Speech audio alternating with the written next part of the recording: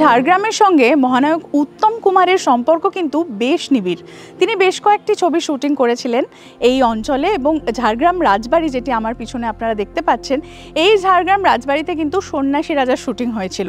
এবং রাস্তাঘাট কিছুটা বদলে গেলেও সকলের স্মৃতিতে কিন্তু উত্তম কুমার একেবারে উজ্জ্বলভাবে রয়েছেন। আমরা সেই সব মানুষের সঙ্গেও দেখা করব যারা সেই সময় সাক্ষী থেকেছেন, উত্তম কুমারকে সচক্ষে দেখেছেন। রাজবাড়ির অতিথি হিসেবে থাকাকালীন উত্তম কুমার ঝাড়গ্রামের একটি নির্দিষ্ট হোটেলের খাবার খেতে ভালোবাসতেন। এখন যদিও ঝাড়গ্রাম ওভারব্রিজে ঢাকা পড়েছে হোটেলের নাম। ওভারব্রিজ হওয়ার জেরে প্রায় 70% বিক্রিও কমে গিয়েছে। শুটিংয়ের সময় উত্তম কুমারের জন্য এই হোটেল থেকে মাটন এবং চিকেনের তৈরি পদ নিয়ে যাওয়া হতো সেটে। এই অশোকা হোটেলের আফগানি কাটলেট চেটে পুটে খেতেন মহানায়ক। হোটেলের বর্তমান মালিকের বক্তব্য, লাল টুকটুকে গায়ের রং ছিল উত্তম কুমারের। একেবারে কাছ থেকে দেখার স্মৃতি ভাগ করে নিলেন তিনি। যখন উত্তম কুমার এখানে এসেছিলেন ঝাড়গ্রামে বাঘবন্দি খেলা শুটিং করতে, তখন আমরা স্কুলে পড়তাম। আমি পরে বাবার কাছে শুনেছি যে এখান থেকে উনি যখন শুটিং শেষ করে রাজবাড়িতে ফিরতেন, তখন ওখান থেকে রাজবাড়ির থেকে লোক এসে এখান থেকে মেনলি ওনার জন্য চিকেন কাটলেট, আফগানি কাটলেট এইগুলো যেত আর কি।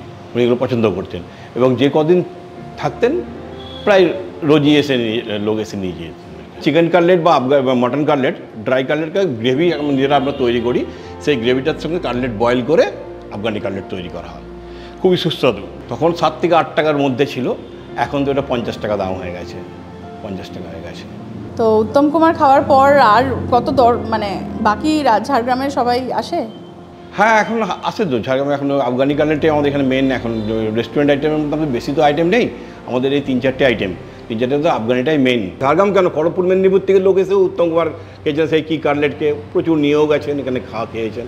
তখন এই যে পজিশনে ছিল, এখন তো রাস্তাঘাটও একটু বদলে গেছে। রাস্তাঘাট কি আমাদের পুরোপুরি ব্লক হয়ে গেছে একদম। আমাদের মেন রাস্তা, আমাদের এটা মেন রাস্তা ধারে ছিল। মেন রাস্তা ধারে যাওয়া, এই ব্রিজ হওয়ার পর একদম আমরা পুরো গলির মধ্যে পড়ে গেছি। আমাদের সেল সব মানে একদম বসে গেছে। বাইরের লোক এখানে আসতেই পারে না, চিনতেই পারে না তারা কোথা দিয়ে আসবে।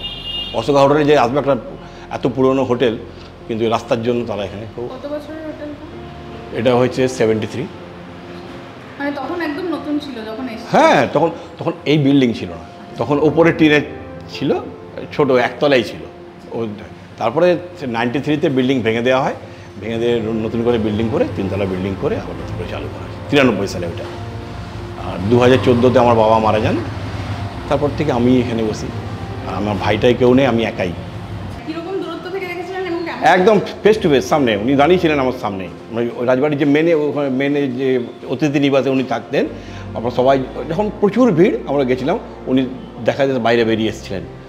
খুবই সুন্দর, মানে আমরা অবাক হয়ে গেছিলাম দেখে। মানে এত সুন্দর, মানে কল্পনা করতে পারিনি এত সুন্দর দেখতে।